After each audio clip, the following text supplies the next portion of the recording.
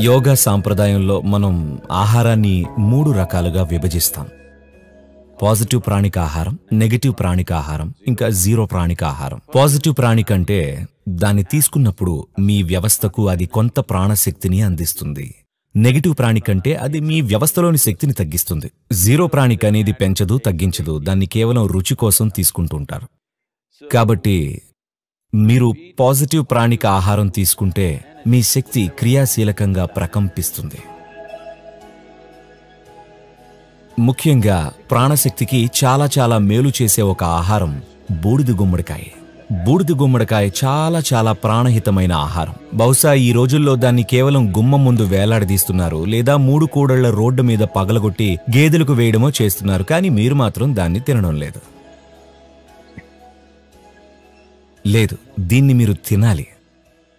బూడిద గుమ్మడికాయలో చాలా ఎక్కువ ప్రాణశక్తి ఉంటుంది. కాబట్టి మీరు దాన్ని ఇంటి గుమ్మానికి కడతారు, తద్వారా దాని నుండి చక్కటి శక్తి ఆవరిస్తుందని. కానీ దానికి అంతటి ప్రాణశక్తి ఉన్నప్పుడు దాన్ని మీ లోపలికి తీసుకోవడం మేలే కదా. దాన్ని మీలోనికి తీసుకోవడం మంచిది, ముఖ్యంగా మీరు గనక దాన్ని తింటే. దీనిపైన ఎన్నో పరిశోధనలు కూడా ఉన్నాయి. మీరు ప్రతిరోజు ఒక గ్లాసుడు బూడిద గుమ్మడికాయ రసం తీసుకున్నట్లయితే మీ శరీరంలోని క్యాన్సర్ కణాల సంఖ్య గణనీయంగా తగ్గుతుంది. ఇంకా మీకే తెలుస్తుంది, మీ బుద్ధి మరింత నిశితంగా మారడాన్ని మీరు స్పష్టంగా చూడగలుగుతారు. ప్రత్యేకించి పిల్లలు బూడిద గుమ్మడి రసం తప్పకుండా తాగాలి. ప్రతిరోజు బూడిద గుమ్మడి రసం తీసుకున్నప్పుడు మీ బుద్ధి మరింత స్పష్టంగా ఇంకా చురుకుగా అవడం అనేది మీకు ఖచ్చితంగా తెలుస్తుంది. ఈ మార్పును దాన్ని తీసుకోవడం మొదలుపెట్టిన కొన్ని వారాల్లోనే గమనించొచ్చు. మీకు తెలుసు, పొద్దున్నే మీరు ఒక కప్పు కాఫీ తాగితే అది శక్తినివ్వడంతో పాటు కొద్దిగా ఆందోళన కూడా కలిగిస్తుంది. అదే మీరు బూడిద గుమ్మడి రసం గనుక తాగితే అది గొప్ప శక్తినివ్వడంతో పాటు మిమ్మల్ని స్థిమితపరుస్తుంది. వీలైనంత తరచుగా దీన్ని తీసుకోవడం మంచిది. కానీ ఆస్తమా ఉన్నవారు, తరచుగా జలుబు దగ్గులతో బాధపడేవారు బూడిద గుమ్మడి రసం తాగినప్పుడు వెంటనే జలుబు చేసే అవకాశం ఉంది.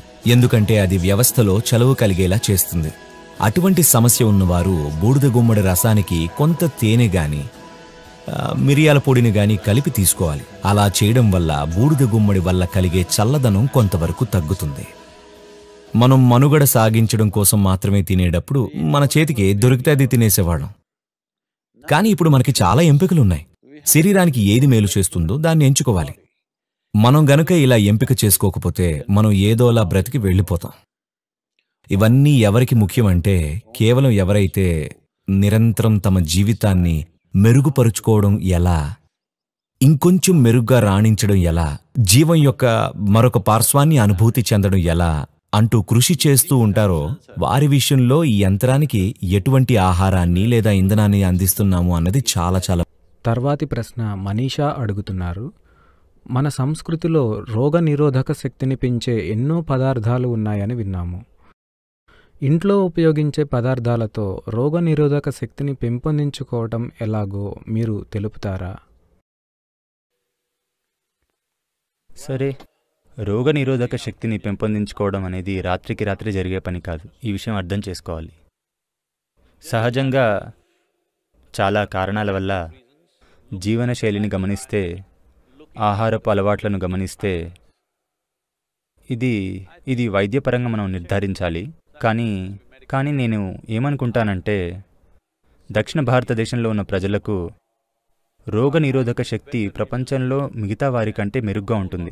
ఇది కేవలం ఆహారపు అలవాట్లు, సాధనలు, ఇంకా ఎన్నో అంశాల వల్ల. మీరు తెలుసుకోవాల్సిన విషయం ఏంటంటే, వేడి ప్రదేశాల్లో మరిన్ని జీవరాశులుంటాయి. సూక్ష్మ క్రిములతో సహా వాటి సంఖ్య, వాటి వైవిధ్యం చాలా ఎక్కువ. ఇలాంటి ప్రదేశంలో జీవించడం వల్లే మన వ్యవస్థ మరింత శక్తివంతంగా ఉంటుంది. ఎందుకంటే వీటన్నిటినీ ఎప్పుడూ ఎదుర్కొంటూనే ఉంటాము. ఇదొక అంశం. మరొక అంశం ఆహారపు అలవాట్లు, జీవనశైలి. ఈ అంశాలన్నీ ఉన్నాయి. చాలా వరకు రైతు కుటుంబాలు ఉండడం వల్ల. ఈ తరంలో కాకపోయినా పై తరాల్లో చాలామంది రైతు కుటుంబాల నుండి వచ్చారు. వాళ్ళు ఎప్పుడూ భూమికి దగ్గరగా జీవించేవాళ్ళు. ఇదే వారికి చాలా శక్తినిచ్చేది. ప్రపంచంలోని ఇతర ప్రదేశాల్లో దాదాపు 80% మంది వ్యవసాయానికి దూరమయ్యారు. బహుశా 100 సంవత్సరాల క్రితమే అయ్యుండొచ్చు. భారతదేశంలో మనం భూమికి దూరమైంది గత 25 సంవత్సరాల్లోనే. దీనివల్ల కలిగే లాభాలు మనలో ఇంకా ఉన్నాయి. కానీ అందరము ఇప్పుడు హైరైజ్ అపార్ట్మెంట్లో ఉంటూ ఉంటే, ఎప్పుడూ భూమితో స్పర్శలో లేకుండా ఉన్నట్లయితే, ఏదో ల్యాబ్లో ఉన్న ఎలుకలాగా అన్నింటి నుంచి సంరక్షించబడి జీవిస్తుంటే ఈ లాభం కొనసాగదు. మన రోగనిరోధక శక్తి కూడా తగ్గిపోతుంది. కానీ మనకు ప్రస్తుతానికి ఇది ఇంకా ఉంది. కానీ ఇప్పుడు నేను రోగనిరోధక శక్తిని పెంపొందించుకోవాలంటే ఏం చేయాలి? నేను చెప్పినట్లుగా అది రాత్రికి రాత్రి వచ్చే పరిష్కారం కాదు, కానీ కొంత సమయంలో ఇది చేయొచ్చు. సరే, చాలా సాధారణంగా దొరికే వాటిని తీసుకుంటే ఒకటి ఉంది. నేను ఈ విషయం చెప్పాలి. మీకు తెలుసా, మేమందరం విభూతి ధరించేవాళ్ళం. ఏదో ఒక విధంగా మేము ఎప్పుడూ విభూతి పూసుకుంటూనే ఉంటాం. ఎన్నో రకాల విభూతులు ఉన్నాయి. వాటిని ఎలా ఉపయోగించాలో తెలిస్తే, కానీ ఇక్కడ ఇలా నేను మీకు సూచనలు ఇవ్వలేను. అది వెబ్ మీద, ఈ ప్రత్యక్ష ప్రసారంలో. కానీ మీరు సక్రమంగా ఉపయోగించుకోవడం తెలుసుకుంటే అది సహాయపడుతుంది. దేశంలో అంతటా వేప దొరుకుతూనే ఉంటుంది, ఏదో కొండ ప్రదేశాల్లో తప్పితే. రోజూ వేపాకుల్ని తీసుకోవడం, పసుపు దొరుకుతూనే ఉంటుంది. ఇప్పుడు నానో టర్మరిక్ అని కూడా వాళ్ళు తయారు చేస్తున్నారు. దాన్ని మనం గ్రహించే శక్తి సామాన్యమైన పసుపు కంటే చాలా ఎక్కువగా ఉంటుంది. ఇవన్నీ మీ రోగనిరోధక శక్తిని బాగా పెంపొందిస్తాయి. మీరు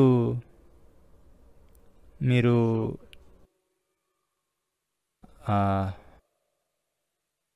ఆమ్లా లేదా ఉసిరికాయను రాత్రిపూట తేనెలో నానబెడితే కొద్దిగా మిరియాల పొడితో పాటు నల్ల మిరియాలు లేదా పచ్చ మిరియాలైనా పర్వాలేదు.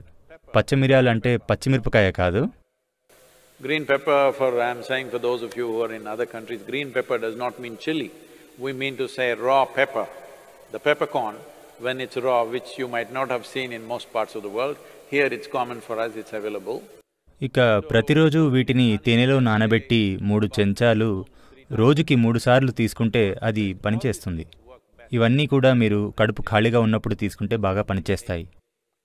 ఇవి మీరు చేస్తే మీ రోగనిరోధక శక్తి బాగా పెరగడం మీరు గమనిస్తారు. 4 నుండి 6 వారాల్లో బాగా మెరుగవడం మీరు గమనించగలరు. యోగ సాధనలున్నాయి. ఇవి నేర్పించడం కష్టం, కానీ ప్రస్తుతం ఒక మంత్రోచ్చారణ లేదా ఈశాక్రియ చేయడం కూడా మీ రోగనిరోధక శక్తిని పెంపొందిస్తుంది. ఒకటి స్పష్టం చేసుకోండి, ఇది కరోనా వైరస్కు ట్రీట్మెంట్ కాదు, లేదా ఇది అందుకు నివారణ కూడా కాదు. నేను మంత్రం ఉచ్చరించాను అందుకని వెళ్ళి బాధ్యతారహితమైన పనులు చేస్తాను అంటే అలా కుదరదు. ఇవన్నీ మీరు చాలా కాలం పాటు చేసి మీ వ్యవస్థను పటిష్టం చేసుకోవాలి. అప్పుడు బహుశా తర్వాత వచ్చే వైరస్ను ఎదుర్కొనేందుకు మీరు కొంచెం మెరుగైన పరిస్థితిలో ఉంటారు. అంటే అప్పటి వరకు మీరు ఉన్నట్లయితే. అవును, దీన్ని తేలికగా